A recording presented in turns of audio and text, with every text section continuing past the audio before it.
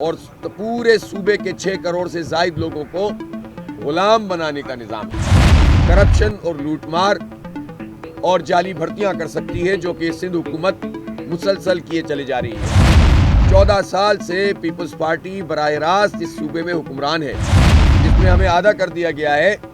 اس کے مطابق بھی ہم دنیا کا 7واں بڑا شہر ہے۔ کراچی کے لوگوں نے ادا کیا ہے 58% انکم ٹیکس، پورے ملک کے لوگوں نے ادا کیا ہے۔ ویڈیو آگے دیکھنے سے پہلے چینل کو سبسکرائب کریں اور بیل آئیکن پر کلک کریں۔ کالے کو کالا ہی کہیں گے، یہ قانون پورے صوبے کو غلام بنانے کے لیے تیار کیا گیا ہے۔ میگا سٹی کی جعلی مردم شماری کی گئی ہے۔ ملک کی 44% ایکسپورٹ کراچی سے ہوتی ہے۔ ملک کے انکم ٹیکس کا 42% کراچی کے لوگ ادا کرتے ہیں۔ ملک کے کسی بھی حصے میں ترقی ہو، ہمیں خوشی ہوتی ہے۔ وفاقی اور صوبائی حکومتیں کراچی پر ڈاکہ ڈالتی ہیں۔ ان خیالات کا اظہار امیر جماعت اسلامی کراچی حافظ نعیم الرحمان نے دھرنے کے 5 روز مکمل ہونے پر پریس کانفرنس سے خطاب کرتے ہوئے کیا۔ اگر آپ ایکسپورٹ کی بات کرتے ہیں، 54% ایکسپورٹ کراچی سے ہوتی ہے، باقی پورے ملک سے ہوتی ہے۔ اگر آپ ریونیو کی بات کرتے ہیں، 67% ریونیو کراچی سے جنریٹ ہوتا ہے، باقی پورے ملک سے ہوتا ہے۔ کسی نے کہا کہ یہ جو میٹروز ہیں یہ صوبائی بجٹ سے بنی ہے۔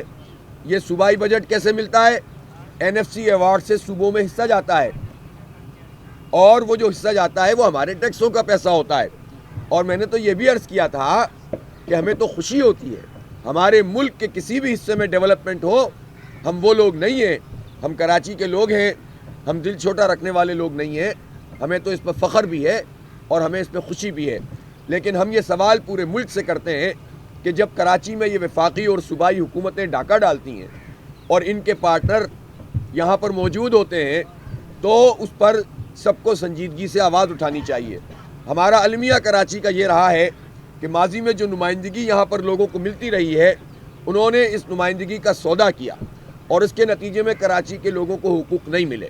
اس لیے میں سمجھتا ہوں کہ وہ میگا سٹی جو پورے پاکستان کی معیشت کو چلاتا ہو، ایکسپورٹ کو چلاتا ہو، ہم جو ہے وہ کنٹریبیوشن ہمارا اتنا زبردست ہو کہ جو کچھ بھی اس ملک کے اندر معاشی ایکٹیویٹی ہو رہی ہے، اس میں ہم آدھا سے زیادہ کا جو ہے وہ کنٹریبیوشن کراچی کا ہے۔ ان کا مزید کہنا تھا کہ ذاتی مفادات عزیز ہوتے تو پہلے دن دھرنا دے کر چلے جاتے۔ ہمارا احتجاج محدود نہیں رہے گا، CM ہاؤس کی طرف بھی مارچ کریں گے۔ کیمرامین رضوان علی کے ساتھ قمر الرحمان، جسارت نیوز، کراچی۔